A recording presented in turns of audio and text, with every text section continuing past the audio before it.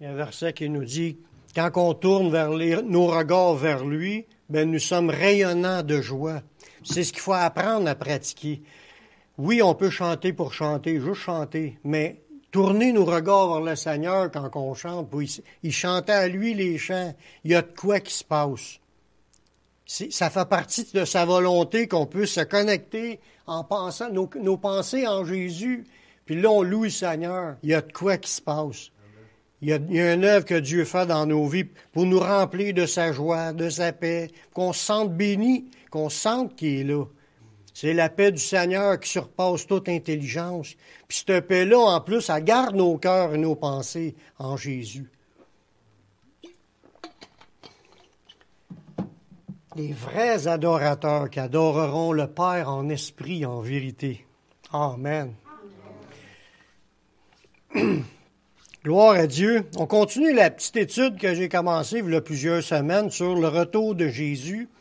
Puis dans cela, on est rendu, je sais pas, peut-être une dizaine de messages qui ont été faits. Puis j'ai soulevé ce qui a été annoncé prophétiquement dans la Bible sur les signes qui doivent être là pour nous montrer qu'on est rendu dans la dernière période avant Jésus. Les signes qui doivent s'accomplir, il y en a qui sont déjà accomplis, puis il y en a d'autres qui vont s'accomplir. Des signes des derniers temps. C'est une étude sur les derniers temps. Quand je dis les derniers temps, c'est pas les derniers temps de la vie.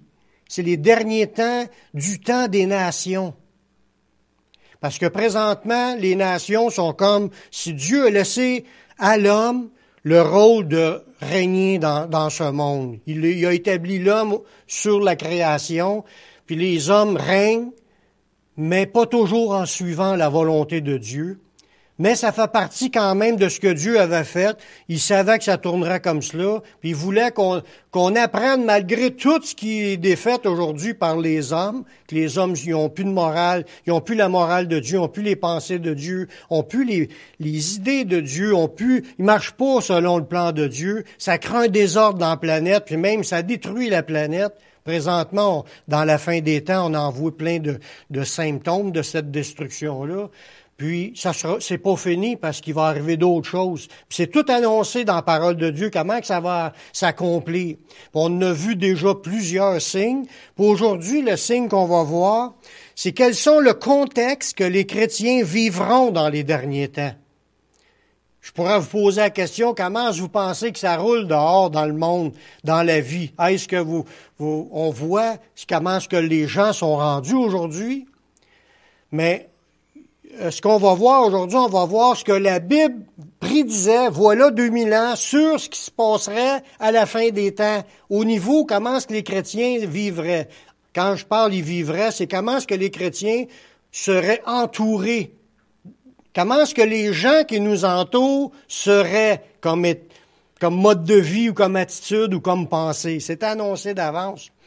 Quelles sont les prédictions de la Bible pour définir l'environnement des chrétiens des derniers jours? C'est ça qu'on veut regarder. On ne regardera pas aujourd'hui les signes avant-coureurs. Ça, on en a parlé, puis il en reste encore quelques-uns. Mais aujourd'hui, c'est pour voir les versets que le Saint-Esprit a dépeints par des révélations dans la parole. Quel serait l'état des gens dans leur caractère, leur attitude, leur pensée et leur agissement avant le retour de Jésus.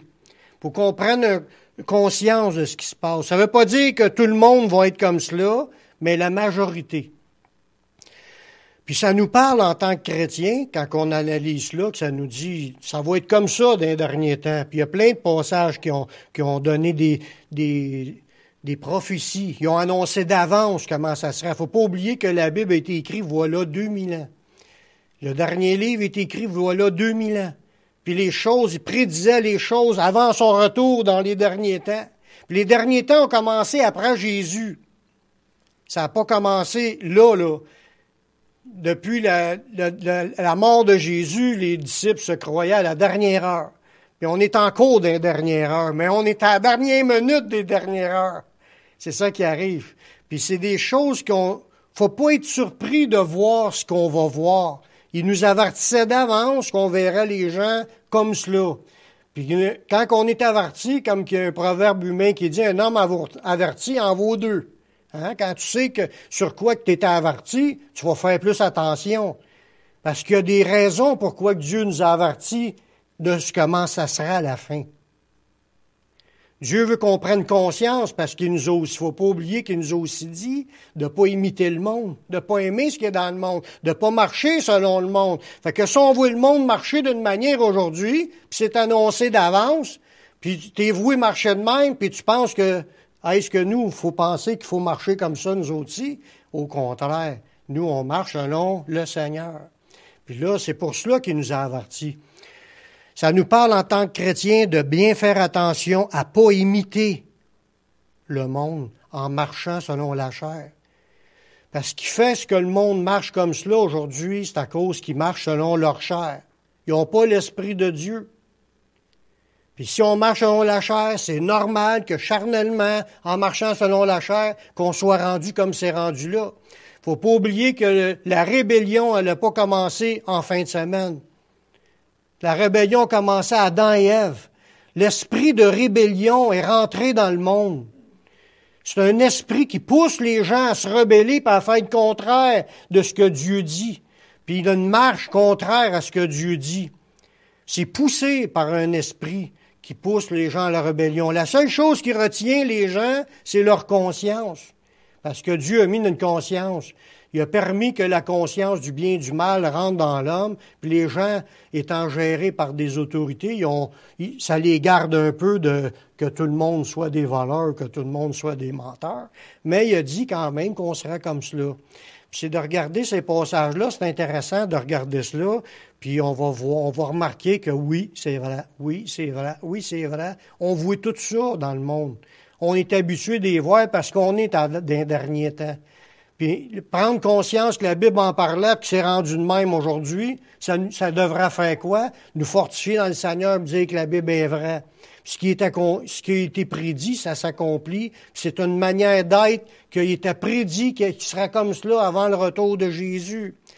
Puis Jésus n'est pas encore venu, fait que c'est normal qu'on voie des gens être comme cela. Ça ne veut pas dire que Dieu accepte cela, mais c'est normal d'en voir. On va commencer point par point. Il y a certains petits points qu'on va regarder avec des versets de la parole. On était avertis de ne pas être surpris que lorsque on vivra des moments difficiles, que les chrétiens vont vivre des moments difficiles. Le fait que les gens marchent d'une manière qui est contraire à Dieu, ça nous rend pas la tâche facile. Parce que nous, on marche à contre-courant. On veut marcher comme Dieu veut, mais l'ensemble du monde ne veut pas se soumettre à la volonté de Dieu. Fait que c'est sûr qu'on marche à contre-courant, puis c'est sûr que ça nous rend la vie plus difficile. Parce que s'il y en a un qui te vole, mettons, qui vole tes affaires, est-ce qu'on est heureux de se faire voler? Je pense pas. Mais ça fait partie des gens d'aujourd'hui que tu peux te faire voler. Puis ceux qui veulent marcher dans la justice et la droiture, les chrétiens, ceux qui aiment le Seigneur, eux autres, c'est le contraire. Ils veulent donner leurs affaires, ils veulent pas se les faire voler. On veut donner, on veut être généreux, on veut faire du bien. Mais les gens du monde, ils vivent pas comme cela, puis ça va créer des conflits pour les chrétiens. On va regarder le premier passage dans Matthieu au chapitre 24, à partir du verset 37 à 39. On va comprendre des idées qui étaient annoncées à propos de comment les gens seraient à la fin des temps. Et Jésus il dit, ce qui arriva du temps de Noé arrivera de même à l'avènement du Fils de l'homme. On voit que Jésus compare ce qui va être juste avant que Jésus revienne, là, mais c'était la même chose que c'était avant que Noé ait le déluge. Il dit, car les jours qui précédèrent le déluge, les hommes mangeaient, ils buvaient, ils se mariaient leurs enfants, jusqu'au jour où Noé est entré dans l'arche. Ils ne se doutèrent de rien, jusqu'à ce que le déluge vint et les emporta tous. Il en sera de même à l'avènement du Fils de l'homme. Qu'est-ce qu'on doit comprendre dans ces versets-là pour nous faire saisir l'état des hommes quel est maintenant l'état des hommes dans ce monde? On voit là-dedans qu'on comprend que les gens dans la fin du monde, ils ont une vie centrée sur eux-mêmes, dans ce verset-là. Ils vivent pour eux, pour leurs enfants, ils sont focusés sur leur famille. Ils ont une vie centrée sur eux-mêmes, puis en même temps, ils pratiquent des traditions humaines, mais sans comprendre pourquoi ils pratiquent ces choses-là. Ils peuvent avoir dans leur vie des points qui sont de la volonté de Dieu, sans savoir que c'est des points dans la volonté de Dieu. Comme un exemple, le mariage. Les hommes se mariaient à leurs enfants. Mais les gens ne suivent pas Dieu, mais il y a des points quand même qu'ils vont faire par tradition. Fait qu'une des caractéristiques qu'on peut définir les gens de la fin des temps, c'est des gens qui marchent dans l'ignorance du plan de Dieu. Parce que ça nous dit au verset 39, quand Noé entra dans l'arche, ils ne se doutèrent de rien. Ça veut dire qu'il n'avait aucune idée de ce qui est en train de se passer, que Noé est en train de bâtir un arche, puis que l'ensemble de l'humanité avait déjà été condamné. Mais personne ne savait. Fait que les gens pratiquaient l'idée de se marier leurs enfants, vivre leur vie centrée sur leur famille, mais sans comprendre qu'il y a un jugement qui avait été déclaré, puis qu'il y avait quelqu'un qui était déjà en train de se préparer pour sauver sa famille, puis que le déluge s'en venait pour frapper l'ensemble de l'humanité, puis ils ne se doutèrent de rien. Le fait de dire qu'ils ne se doutèrent de rien, c'est parce que les gens n'avaient aucune conscience de ce que Dieu avait prédit. Aucune conscience, je dis pas qu'ils n'ont jamais entendu parler, mais aucune conscience, ils s'en étaient pas occupés de ce que Dieu avait prédit. Puis c'est comme si pour eux, c'est pas grave de la manière qu'on marche. Nous, on fait notre petite vie tranquille dans notre famille, puis on veut même faire des choses comme par tradition de se marier nos enfants. Il aurait pu dire, il ne se mariait pas, puis il faisait des petits avec tout le monde, mais c'est de même qu'on est rendu aujourd'hui. Mais l'idée, c'est, dans ce temps-là, il respectait les choses de Dieu, sans le savoir, par tradition, sans savoir ce que Dieu avait prédit, comme la destruction de la planète, puis personne ne pensait à se repentir. Puis la Bible a dit, dans cette période-là, les pensées des cœurs des gens étaient tournées vers le mal, puis chaque chair, toute chair avait corrompu sa voix. On voit que Jésus a pris le même exemple de ce temps-là. Tout le monde marchait dans le péché, tout le monde désobéissait, personne ne se souciait de Dieu, personne cherchait à s'informer c'est quoi que Dieu avait annoncé comme parole pour les prophéties. Puis là, le déluge est venu, puis il les a tout emportés. Puis Jésus a dit, ça va être la même chose en fin des temps, avant que Jésus revienne. Les gens aujourd'hui vivent pour eux-mêmes. Ils se marient, il y en a qui se marient, il y en a qui se marient plus, mais ils marient leurs enfants, ils vivent le petit train-train pour leur vie personnelle, mais sans soucier, sans connaître, puis ils se doutent pas du tout de ce que Dieu va faire. Ils s'intéressent pas aux prophéties de la Bible.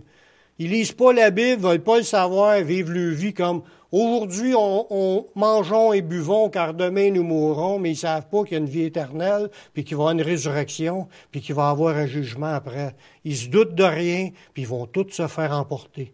C'est l'état des cœurs des gens d'aujourd'hui. Oui, il va en avoir, comme je disais tantôt, il va en avoir qui sont pas conformes à cela. Ceux qui sont pas conformes, c'est ceux qui craignent Dieu, puis qui aiment Dieu, puis qui veulent suivre Dieu. Eux autres, ils vont chercher à connaître la volonté de Dieu. Si vous êtes ici pour écouter les paroles de Dieu, c'est parce que vous cherchez à connaître. Vous serez pas pris au dépourvu. Mais que ça arrive que Jésus revienne, vous allez savoir que Jésus revienne, parce qu'il y a des signes qui ont été annoncés, puis vous êtes au courant de ces signes-là. Ça vous surprendra pas, puis vous allez être prête à vous faire enlever. Vous allez être prête, parce que vous allez rester à marcher dans la foi en Jésus jusqu'à la fin. Vous allez être prête.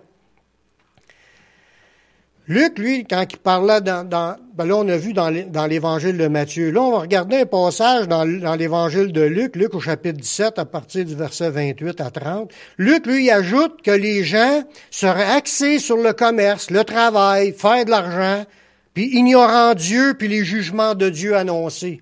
Regardez dans Luc, chapitre 17, verset 28, il dit, « Ce qui arriva du temps de Lot,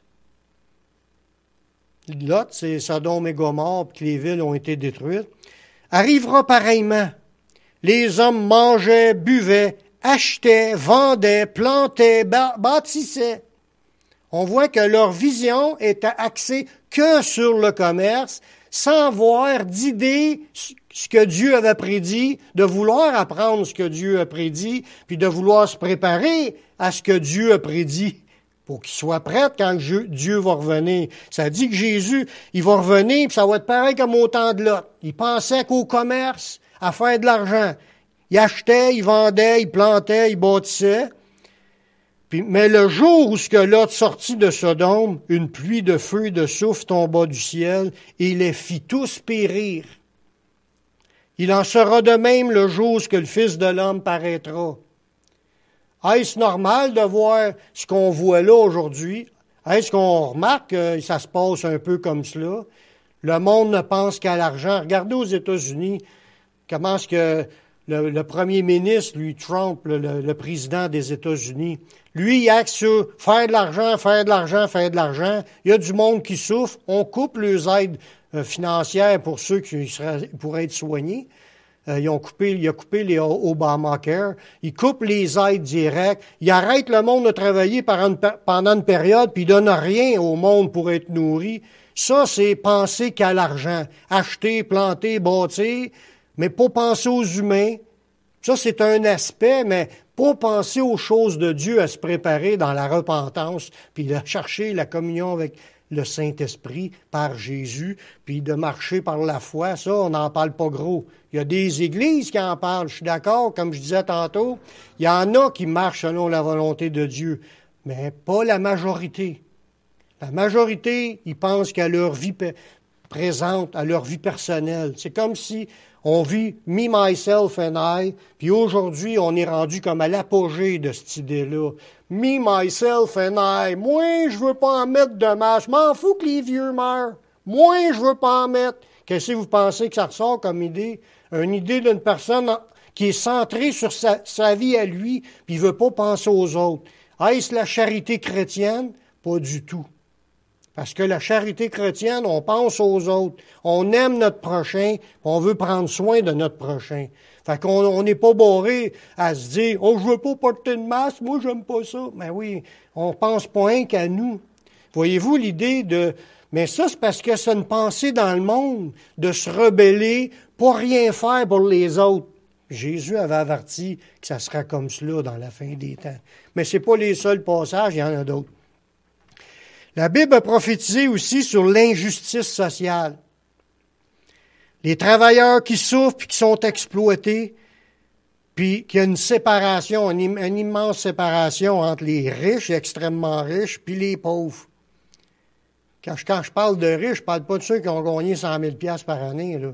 Des extra riches, puis qu'ils ne sont pas tous dans la générosité à remettre aux pauvres. Ils se payent des affaires, puis après ça, les gens posent des lois pour rendre le pauvre encore plus pauvre.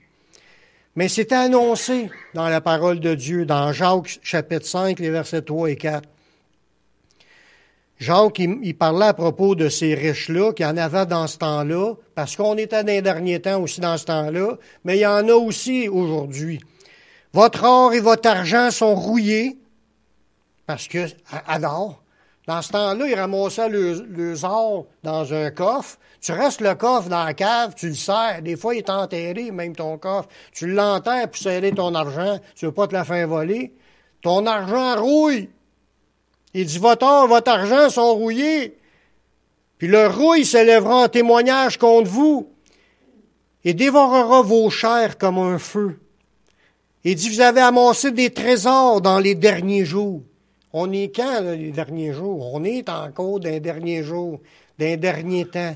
Puis il y a des gens qui s'enrichissent, sont milliardaires. Tu ne les vois pas en train d'aider les pauvres. Il y en a quelques-uns qui sont généreux de leurs revenus. Ils donnent, je ne te dis pas à 100% que tout le monde est de même, mais une grosse majorité ne pense qu'à eux, à ramasser leurs biens et leurs richesses. Ils avaient ramassé des trésors dans les derniers jours.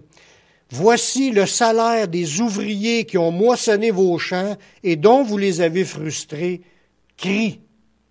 Ça veut dire que ces gens-là, ils engageaient des gens, puis les gens étaient sous-payés, ils étaient exploités. Qu'est-ce qu'on entend aujourd'hui quand il y a eu des gros scandales, quand les compagnies comme Walmart engageaient des gens dans des usines dans certains pays ou dans des mines pour aller, ils prenaient des petits-enfants même, puis les exploitaient à les sous-payer, puis à les envoyer mourir dans des mines, puis à aller travailler comme s'ils seraient en prison. Mais des affaires de même, ça monte aux yeux de l'Éternel des armées. Il a dit que ça sera de même dans les derniers temps. Des gens qui crient parce qu'ils sont sous-payés. Le salaire des ouvriers qui ont moissonné vos champs, puis dont vous les avez frustrés, crient, et les cris des moissonneurs sont parvenus jusqu'aux oreilles du Seigneur des armées. Dieu voit tout ce qui se passe comme injustice sociale dans ce monde. Puis il va faire rendre compte aux gens qui ont abusé du système puis qui ont exploité les autres. Ça fait partie des choses qui étaient prédites qui arriveraient, puis on entend cela à la télévision, que des compagnies engagent du monde, puis ils sous-payés. Puis c'est comme en Chine, ils produisent des babioles qui nous vendent ça 25 cents, ici. Ça nous aurait coûté 5 piastres d'en faire une, ici.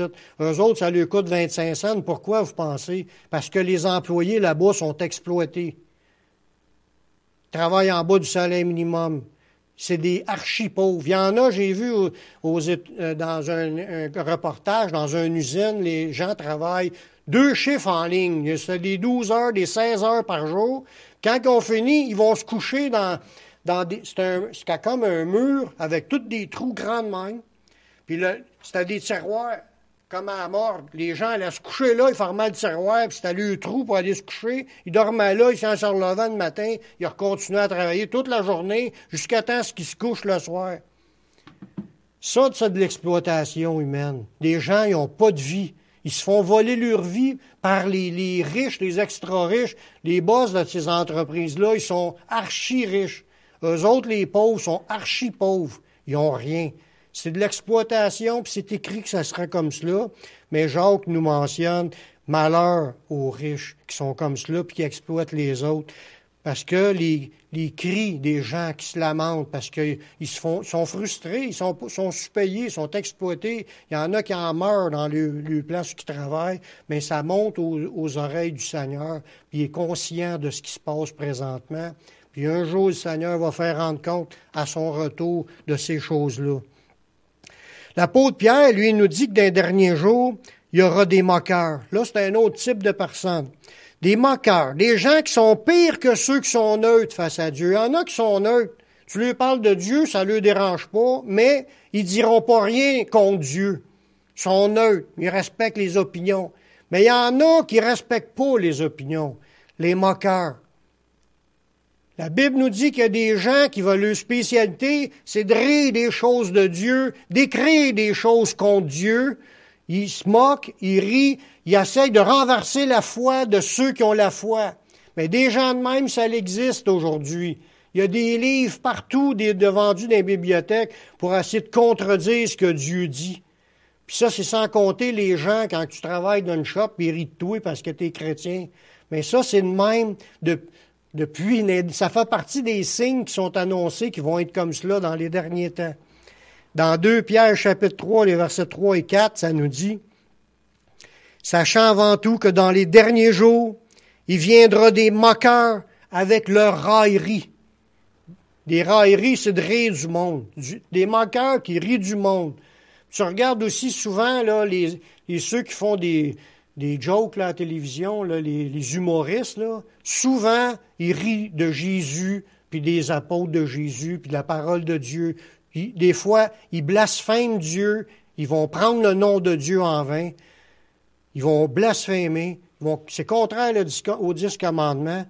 Les gens se moquent de Dieu. Ils trouvent ça drôle de rire de Dieu. Ils n'ont pas du tout la crainte de Dieu. Ils savent pas ce que Dieu va faire. Ils s'en moquent aujourd'hui, mais je dirais pas qu'il rira bien, qu'il rira le dernier, mais il y en a qui rient aujourd'hui, mais il y a un jour qui vont rire jaune.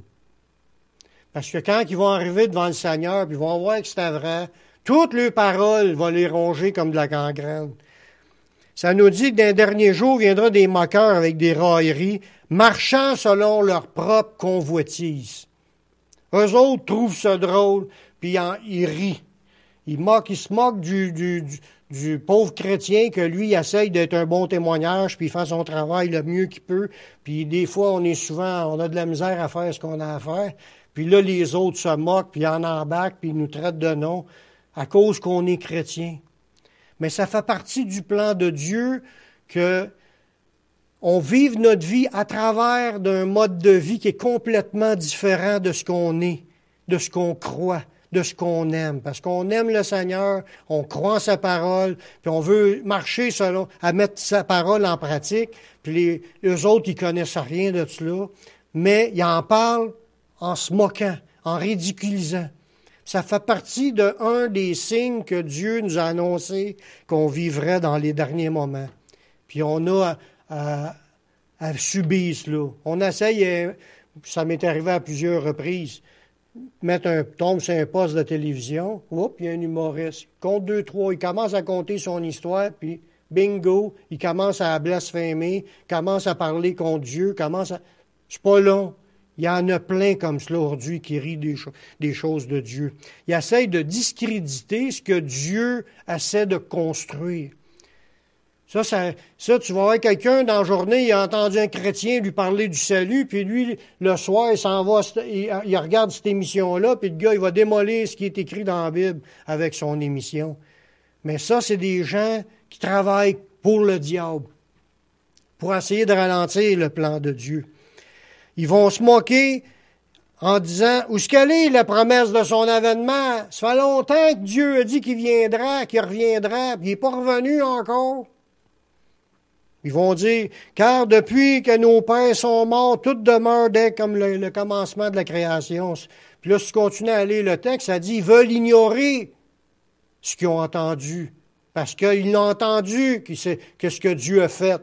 Que Dieu a déjà détruit la terre par le déluge. Quasiment tout le monde le sait dans le monde. Mais ils veulent ignorer ce que Dieu a fait, puis ils veulent ignorer les prophéties. Ils savent que la Bible est là, mais ils ne veulent pas aller la lire. Il y a mieux rire de la Bible. Ça fait partie du caractère de certaines personnes qu'on rencontrera dans la fin des temps. La Bible a dit de ne pas se tenir avec ce genre de personnes-là. Pas s'asseoir sur le banc des moqueurs. Ça veut dire, reste pas à côté pour l'écouter chanter, toutes ces sornettes, ces railleries. La Bible nous dit, s'en aller de là, de ne pas les écouter, de ne pas se laisser empoisonner, par ces poisons de mensonges et de railleries. Parce que la Bible est vraie, puis sa parole va s'accomplir comme elle est annoncée. Une autre caractéristique, ou plusieurs autres caractéristiques qu'on va voir dans les prochains versets, sur les gens dans les derniers jours, au niveau de leur caractère, les pensées individualistes, centrées sur eux-mêmes, puis aussi la méchanceté qu'ils vont vivre. Puis ça va occasionner des temps difficiles pour les chrétiens. Ça nous parle là-dedans d'un relâchement de la morale, puis que les gens, ça serait des êtres superficiels. Parce que les gens, il y a beaucoup de gens qui parlent puis qui disent des choses dans le monde pour bien paraître. Mais en réalité, ils ne sont pas comme cela. On va regarder certains passages dans 2 Timothée au chapitre 3, les versets de 1 à 7.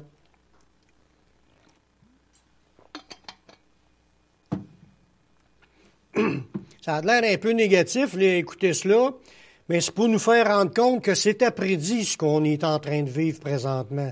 Puis si demain matin vous faites ridiculiser ou vous faites bousculer par un méchant, bien vous allez vous dire, mais Jésus nous avait avertis. Dans 2 Timothée chapitre 3, les versets de 1 à 7, ça dit « Dans les derniers jours, il y aura des temps difficiles. » Il faut s'attendre que ça soit difficile. Est-ce que vous trouvez que la vie est difficile présentement? Est-ce que vous êtes aperçu que c'était pas facile d'être chrétien dans un monde où ce que tout le monde travaille en dessous de la table, où ce que le monde est méchant, où ce que le monde ne croit pas en Dieu, puis ils parlent contre Dieu, sont pas réceptifs. Il y a des pays bien moins pires que cela. Il y a des pays que tu leur parles de Dieu, puis les gens ne sont pas automatiquement contre. Ils vont adhérer, ils vont croire, ils vont être ouverts. Il y a bien du monde ici qui c'est le contraire. Ils ont les cœurs durs. Il dit, dans les derniers temps, il va y avoir des temps difficiles. Pour qui vous pensez que ça va être difficile? Pour les chrétiens. Parce que les chrétiens, eux autres, subissent les effets de leur méchanceté. Verset 2, ça dit, « Car les hommes seront égoïstes. » C'est ça que je vous disais tantôt. Les gens sont centrés sur eux-mêmes, leur petite vie, leurs affaires. Puis ils sont pas là. Les chrétiens, ils sont là pour essayer d'aider les autres. Mais les gens dans le monde ne sont pas tous là. Il y a des pays qui sont plus sur le côté d'aider les pauvres. Ici au Canada, on est un pays comme cela. Mais c'est loin d'être comme cela dans tous les pays. Nous, on a l'assurance maladie, on a le chômage, le bien-être social, des pensions, tout accordé à tout le monde. Tout le monde a de quoi manger ici. Mais ailleurs, c'est pas tout comme cela. On a eu comme une grâce de vivre dans un pays comme qu'on est présentement. Puis il faut remercier le Seigneur parce qu'on a toujours de quoi manger. Il y a d'autres pays, c'est loin d'être comme cela. Parce que les dirigeants sont égoïstes. Il y a des pays qui ont reçu de l'aide des autres pays. Ils ont envoyé de l'aide là, de l'argent puis des matériels, mais ça s'est pas rendu au petit monde. Ça s'est pas rendu pour le peuple. Les dirigeants mettent l'argent dans leurs poches. Il y a des pays communistes aussi qui étouffent la vie des gens, qui les empêchent d'avoir le droit de penser. Le monde n'a pas le droit à leurs opinions, ils n'ont pas le droit à rien dire et à rien faire sans que le gouvernement t'en donne la permission, sinon tu te tais, sinon tu te ramasses en prison. Puis si c'est pas que tu te fais décapiter dans d'autres pays. Il dit que les hommes vont être égoïstes, amis de l'argent. C'est ça que je vous disais tantôt, les gens axés à faire acheter, planter, bâtir, faire de l'argent, mais ils sont pas là humainement parlant. Fanfarons, hautains, blasphémateurs, c'est ça que je vous disais. Ça, sur ce côté-là, s'il y a bien un pays blasphémateur, c'est nous, les Québécois. On est quasiment la race des plus pires des blasphémateurs sur la planète. Que le monde sac à tour de bras. Prendre le nom du Seigneur sans aucune crainte. Dire Jésus, Christ, oh mon doux Seigneur. Des phrases là qui viennent de la religion, mais qu'ils ont mis dans leur vocabulaire, puis ils en font des verbes, puis ils font des phrases avec les noms, avec le nom du Seigneur, puis ils traitent des noms, les gens, avec le nom du Seigneur. C'est des blasphémateurs. Ça fait partie des signes de comment est-ce qu'on sera dans la fin des temps. Rebelles à leurs parents. On en a-tu vu quelques enfants rebelles à leurs parents? Puis dans un autre passage, il dit même matricides et patricides. Ça veut dire que les enfants seraient meurtriers, ils tueraient leurs parents, ils tuent leurs pères, ils tuent leurs mères. Jésus en a parlé aussi dans Matthieu 24, que les foyers, ils vont être divisés, le père contre le fils contre le père, puis à cause de Jésus, puis l'esprit qui est dans ce monde. Ingrats. Si tu regardes là, souvent, là, il y a des gens qui ont reçu de l'aide sociale parce qu'ils étaient malades ou parce qu'ils ne voulaient pas travailler, parce qu'ils étaient paresseux. Puis quand ils reçoivent le chèque, ils disent pas merci gouvernement de me donner le chèque. Ils sont ingrats. Ils vont critiquer, ils vont chialer, ils vont se battre contre le gouvernement pour essayer d'en avoir plus. Au lieu de penser que c'est un aide, c'est que le monde, ils n'ont plus de reconnaissance pour ce qu'ils reçoivent. J'espère que les chrétiens ne sont pas comme cela. Nous, les chrétiens, on devra toujours être en train de rendre gloire à Dieu en toutes choses et pour toutes choses. Y a-t-il un amen à cela? Irreligieux, ça fait partie d'un contexte de gens des derniers temps. Ben c'est ça. Dans les derniers jours, il va y avoir des temps difficiles parce que les gens sont irreligieux. Même ceux qui avaient des religions, les pratiquent même plus. Ils gardent le titre. « Ah, moi, je suis catholique. » Ils vont même pas à leurs églises. Ils ne savent même pas c'est quoi les lois de l'Église pour dire qu'ils les appliquent. Ils se disent catholiques. Mais ce n'est pas que les catholiques qui sont de même. Les gens qui ne pratiquent pas leur foi, Mais je te dis pas que c'est incorrect de pratiquer n'importe quelle foi, mais moi, ce que je veux en venir, c'est écrit que les gens auraient pu, et religieux, ça veut dire qu'ils ont pu un cœur à vouloir servir un Dieu. Ça veut dire qu'ils se pensent eux-mêmes Dieu. Ils se servent eux-mêmes. Ils se paissent eux-mêmes. Se nourrissent pour leur propre ventre, puis une fixation sur eux tout seuls, sans aucune reconnaissance envers Dieu. Égoïste. Celle-là, je l'ai lue tout à l'heure. Insensible. L'insensibilité des gens, ça vous est-tu déjà est-ce que ça vous est arrivé de rencontrer des gens qui étaient insensibles puis ils s'en foutent que tu souffres? Tu es là, tu as mal, tu as de la misère à avancer, puis l'autre te dit en arrière, ah oui, dépêche-toi, le vieux. Puis ils n'ont pas de sensibilité à ce que tu vis. C'est un peu la même affaire comme aujourd'hui, de dire, oh, moi, j'en mets pas de mal, je m'en fous, que c'est avec les vieux qui sont malades. Ils n'ont pas de sensibilité pour les vieux. Les autres, leurs parents mourraient, puis ça ne leur dérangerait même pas. C'est ça, l'insensibilité. Déloyaux. Les gens n'ont pas de loyauté. Que les gens n'ont pas de respect. Être loyal pour le gouvernement, c'est quand que tu sais que lui est l'autorité, tu respectes, puis tu vas vouloir servir ton pays. Tu vas vouloir servir, aider. Puis tu as un ami, tu vas être loyal envers lui, tu le travailleras, tu parleras pas dans le dos, tu as un pasteur, tu parleras pas dans le dos de ton pasteur. Non, mais c'est juste pour dire, la loyauté, c'est que quand tu es connecté avec du monde, puis tu aimes les gens, tu es entouré, tu vas rester un ami pour eux, puis tu parleras pas contre, tu vas travailler pour être avec eux, puis tu vas rassembler. Tu suis pas quelqu'un, c'est comme être loyal envers Jésus. On veut servir Jésus, on veut rester connecté avec Jésus. On n'ira pas 2 minutes après parler contre Jésus. C'est de ne pas être loyal. Calomniateur. Savez-vous c'est quoi être calomniateur? C'est de parler dans le dos en répandant des mensonges. Mais il y a du monde comme cela qui désinforme la population présentement. Ils font des vidéos sur Internet pour dire « Oh, le masque, c'est ci, c'est ça. » Puis là, ils font toutes des théories mensongères pour essayer de démontrer que le masque n'est pas bon. Mais en réalité, ils comptent des menteries. Ça se peut pas que, comme il y a des sites qui disent que la Terre est plate, puis il y en a d'autres qui ont sait que la science a dit que la Terre est ronde. Ça se peut pas que la Terre soit plate, que la Terre soit ronde en même temps. Fait que l'un des deux, c'est un menteur. Mais c'est ça de la calomnie. Les gens prétendent que la Terre est plate quand elle est ronde. Puis là, ils inventent des fausses preuves. Mais c'est du mensonge. Calomniateur, c'est quand tu parles de fausseté à d'autres personnes. As-tu vu ce que l'autre a fait? Puis là, il compte des menteries. Mais des menteries, là, c'est de la calomnie, puis ça fait partie de ce que la manière des gens serait à la fin des temps. Intempérants. Ils n'ont pas de tempérance ou de contrôle sur eux-mêmes. Cruels. Ennemis des gens de bien. Traîtres. Emportés. Enflés d'orgueil. Aimant le plaisir plus que Dieu. Ça, ce qu'on vient d'entendre là, comme la Bible nous dit, on devrait, en théorie, aimer Dieu de tout notre cœur, de toute notre âme, de toute notre pensée, toute notre force. Mais quand tu es rendu que tu aimes plus le plaisir que Dieu, tu es rendu comme une personne dans le monde qui était prédit pour être comme cela dans la fin des temps. Ayant l'apparence de la piété. Tout à l'heure, j'ai dit que les gens seraient irreligieux.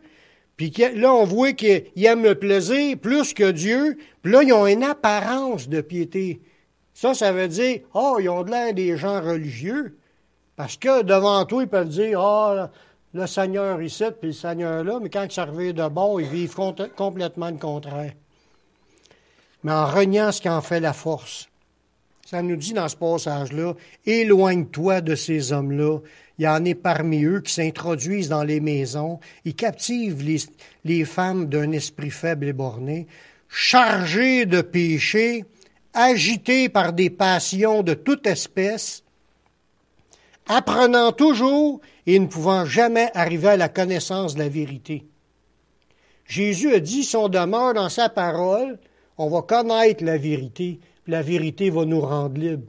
Mais eux, ils apprennent, mais ils rentrent jamais dans la vérité, parce qu'ils apprennent pas de la bonne façon. Ils suivent pas Dieu. Les gens sont apparence de piété. Excusez.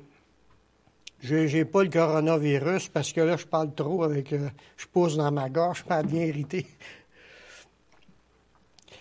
Beaucoup de gens de la fin des temps supporteront plus la sainte doctrine. C'était prédit, ça avec. Mais puisqu'ils veulent entendre des choses agréables, ils vont chercher des religions prêchant leurs désirs. Dans 2 Timothée 4.3, ça nous dit « Car il viendra un temps où les hommes ne supporteront pas la sainte doctrine, mais ayant la démangeaison d'entendre des choses agréables, ils se donneront une foule de docteurs selon leurs propres désirs. » Là, on est en train de voir que les gens, ils supportent plus la Bible. Là. La sainte doctrine, c'est la Bible. On parle de la fin des temps encore.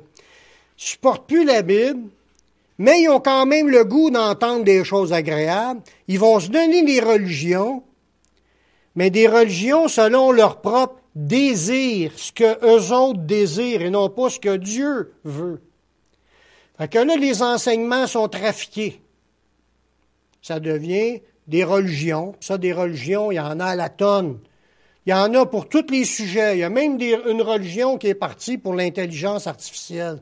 Ils sont en adoration devant l'intelligence artificielle. Ils ont fait un temple pour ça. Il y en a d'autres, ils veulent adorer un animal, ils veulent adorer d'autres choses. Fait que, ils veulent pas entendre ce que Dieu dit dans sa parole, la Bible. Ils en veulent pas. Ça leur plaît pas. Eux autres désirent quelque chose. C'est un peu comme le peuple juif quand il est sorti de l'Égypte. Puis Moïse t'a monté sur la montagne. Mais ça a pris 40 jours avant qu'il redescende. Fait qu'il pensait que Moïse s'était écarté. Là, il a dit, on va s'en faire un Dieu pour représenter notre Dieu. Selon leur propre désir, ils ont ramassé l'or, puis ils ont fait fondre ça, puis ils ont fait un veau en or. Ça, c'est ça qui est un peu l'idée. De perdre de vue ce que Dieu dit, ce que Dieu veut faire, puis là, de commencer à se faire nos propres idées.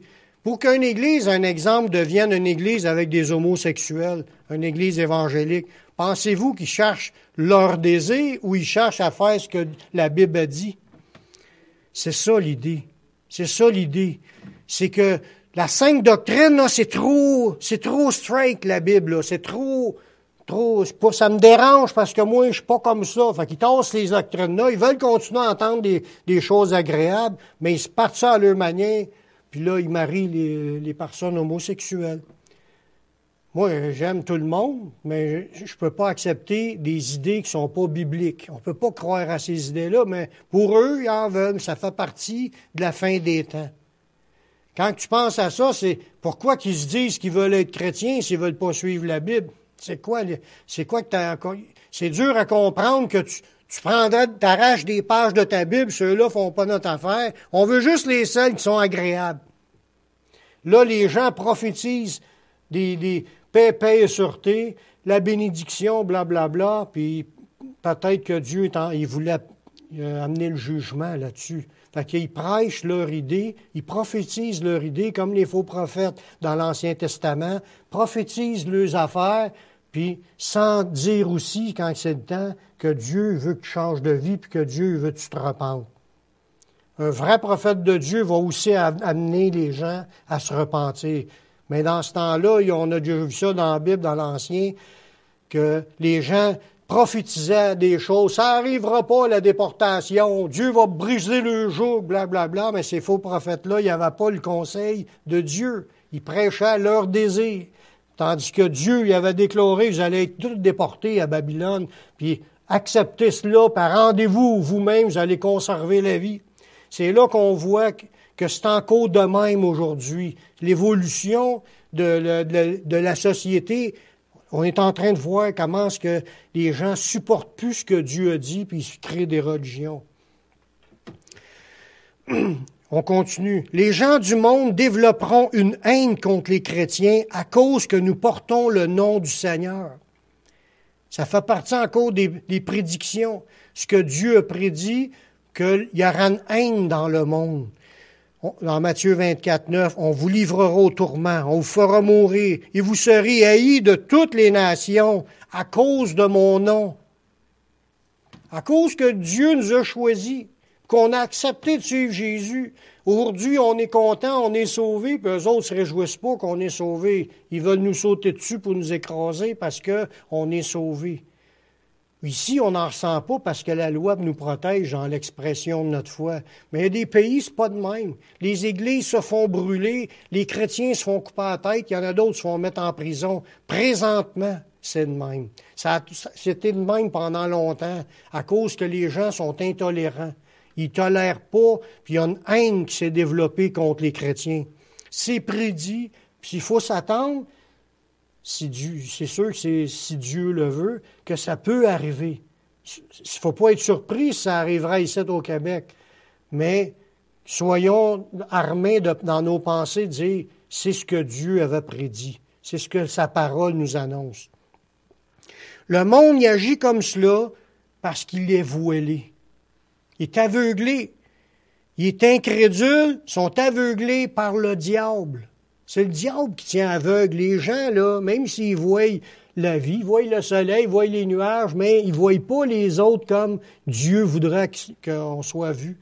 Ils sont aveuglés. Ils se disent « Hey, c'est un chrétien, as-tu vu cette religion-là? On va lui couper la tête. » C'est ça qu'ils se disent, eux autres. C'est des méchants parce que c'est l'esprit du mal qui les anime. Dans 2 Corinthiens 4, 3, 4, ça nous dit cela. Il dit, si notre évangile est encore voilé, il est voilé pour ceux qui périssent. Pour les incrédules, dont le Dieu de ce siècle a aveuglé l'intelligence, afin qu'ils ne vissent pas briller la splendeur de l'évangile, de la gloire de Christ qui est l'image de Dieu.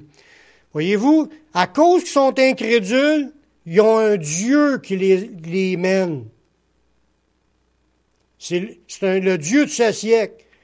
Il aveugle l'intelligence des gens, les empêche de voir le plan du salut, les retient, puis les empêche. Il faut que la personne soit ouverte à se dire « Ouais, mais peut-être si ça sera vrai, puis je vais aller lire pour voir. » Là, c'est là que si elle s'ouvrira, elle pourra avoir les paroles qui sauvera sa vie. Mais souvent, ils entendent les chrétiens parler, puis ils se bloquent. Ils veulent pas l'entendre. C'est ça qui fait que leur Dieu les tient aveugles. C'est le Dieu de ce siècle, puis la Bible a dit le monde entier est sous la puissance du malin. Les gens sont menés par le diable. Ils ont reçu l'esprit de rébellion, puis cette rébellion-là se perpétue de génération en génération, puis que les gens sont de plus en plus rebelles, ce qui occasionne des temps difficiles pour les chrétiens sur toute la planète. Mais il y a quand même du positif. La Bible elle nous dit que la bonne nouvelle sera annoncée à toutes les nations avant la fin. Si on voit ça dans Matthieu 24, 14, il dit « Cette bonne nouvelle du royaume sera prêchée dans le monde entier pour servir de témoignage à toutes les nations. Alors viendra la fin. » Que malgré le fait que les gens sont aveuglés, que les gens sont rendus méchants, la bonne nouvelle est annoncée, puis il y a des gens qui sont sauvés. Il y en a qui acceptent le Seigneur. La preuve, on est là aujourd'hui. Puis il y en a d'autres qui vont s'ajouter. Il va y avoir une multitude qui vont se convertir encore dans pas long. Je te dis pas que c'est une multitude, mais c'est quand même minime face à l'ensemble qui va périr.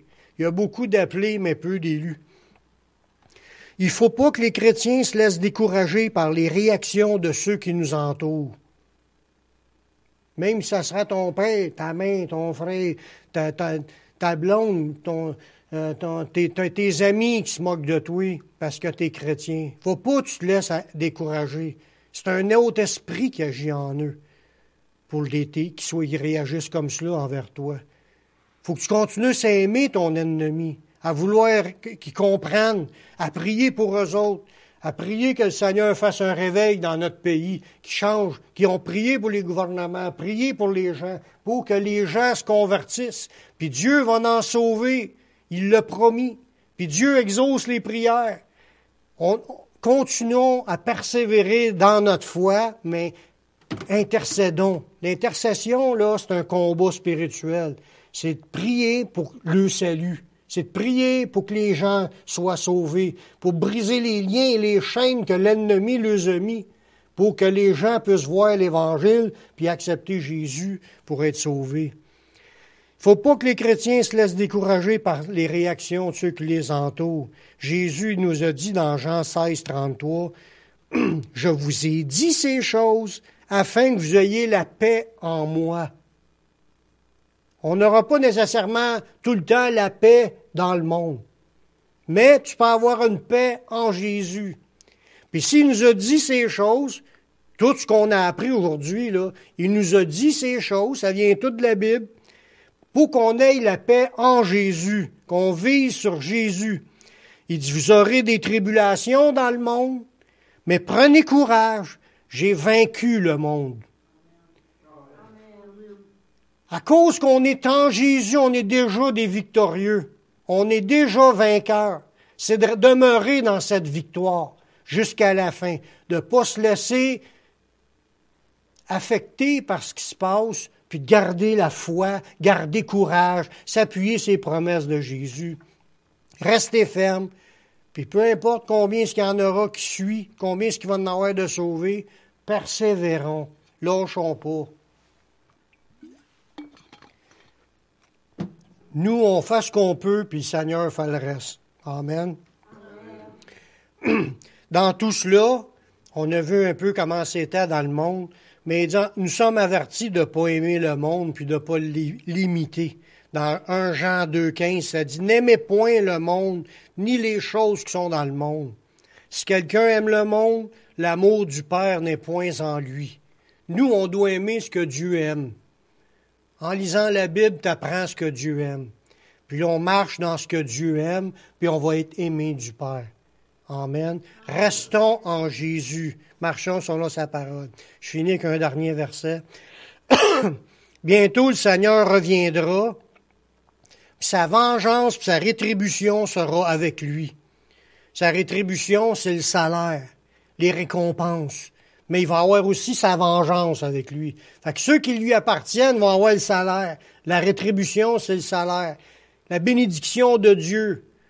Mais ceux qui ont été contre lui, puis qui ont demeuré contre lui, se sont pas ouverts à vouloir croire, puis ont marché selon le monde, mais eux autres, c'est le jugement. Il dit, moi je vous dis que bientôt le Seigneur reviendra, sa vengeance et sa rétribution avec lui, puis il viendra, puis il nous prendra avec lui. Dans Isaïe 35, les versets 3 et 4, ça nous dit, fortifiez les mains languissantes. Y a-tu des mains languissantes, des gens qui sont tannés de combattre, qui sont tannés de vivre des temps difficiles? Fortifiez les mains languissantes et affermissez les genoux qui chancellent. Dites à ceux qui ont le cœur troublé, prenez courage, ne craignez point, voici votre Dieu. Voici notre Dieu. La vengeance viendra, la rétribution de Dieu, il viendra lui-même, il vous sauvera. Amen. Même si on vivra les pires temps difficiles de notre vie, prenons courage en Dieu. Il est là, puis il vient, puis il nous sauvera, puis il nous prendra avec lui. Puis on va se retrouver avec lui pour l'éternité. Y a-t-il un amen à cela? Amen. Seigneur, merci pour ta parole. Merci pour les révélations que tu nous donnes sur qu'est-ce qu'on est en train de vivre aujourd'hui, présentement. Seigneur, je te demande de garder nos cœurs fermes, ancrés, enracinés en toi, dans ta parole, qu'on reste en toi, qu'on se laisse pas ébranler, qu'on se laisse pas troubler, qu'on se laisse pas... Oui, les temps vont être de plus en plus difficiles, mais avec ta grâce, tu vas nous soutenir, tu vas nous fortifier, tu vas nous tenir debout pour le jour où tu vas venir nous chercher. Merci pour l'œuvre que tu as promis, tes promesses qui sont là, qui nous garantissent qu'on va être debout avec toi. On veut persévérer en toi, puis merci pour tout ce que tu vas faire dans nos vies. Je te rends la gloire qui te revient dans le nom de ton Fils Jésus-Christ. Amen.